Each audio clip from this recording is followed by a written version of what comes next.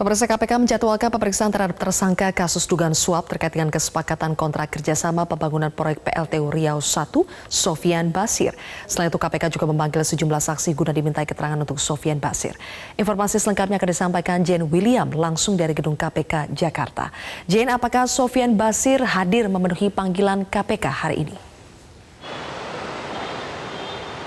Zilvia, hingga saat ini pukul 16 waktu Indonesia Barat kami memantau Sofian Basir baru terlihat hadir memenuhi panggilan dari KPK untuk diperiksa sebagai tersangka atas kasus dugaan suap proyek PLTU Riau I hari ini.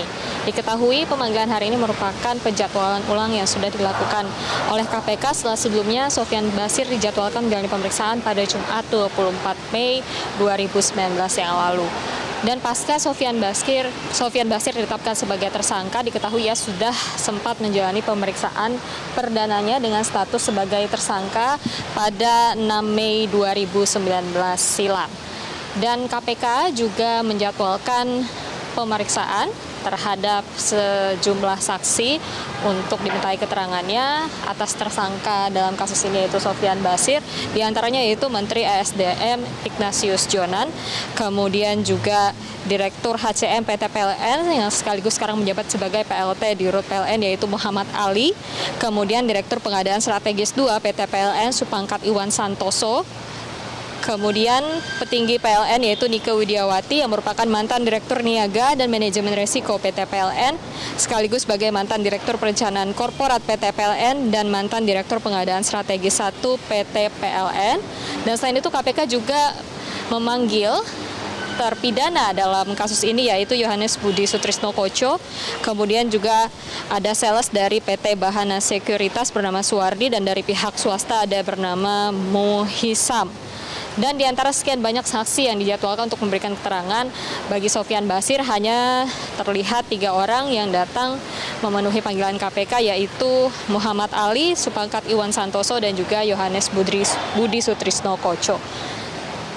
Jika melihat hingga saat ini Sofian Basir juga belum hadir memenuhi panggilan KPK untuk diperiksa, begitu. Diketahui KPK memiliki batas waktu 2 hingga 3 kali untuk memanggil atau menjadwalkan ulang pemeriksaan terhadap Sofian Basir. Apabila hingga 3 kali pemanggilan tersebut Sofian Basir juga tidak kunjung datang memenuhi panggilan KPK, maka KPK bisa saja melayangkan surat penangkapan begitu untuk yang sudah berstatus sebagai tersangka. Atau bisa juga ada alternatif KPK yang mendatangi orang tersebut untuk diperiksa. Zilvia. Jane, lalu apa keterangan yang disampaikan oleh saksi yang sudah diperiksa untuk Sofian? Ya, Zilvia, tadi usai menjalani pemeriksaan kurang lebih selama 3 jam mereka berada di dalam gedung KPK. Untuk Supangkat Iwan Santoso, saat ia keluar meninggalkan gedung KPK, kami awak media sempat bertanya apa materi pemeriksaan atau apa yang didalami penyidik KPK terhadap dirinya. Supangkat Iwan Santoso mengatakan bahwa tadi di dalam gedung KPK ia kembali dikonfirmasi terkait keterangan yang sebelumnya sudah ia sampaikan untuk terpidana dalam kasus ini, yaitu Yohanes Budi Sutrisno Koco dan juga untuk Eni Maulani Saragi.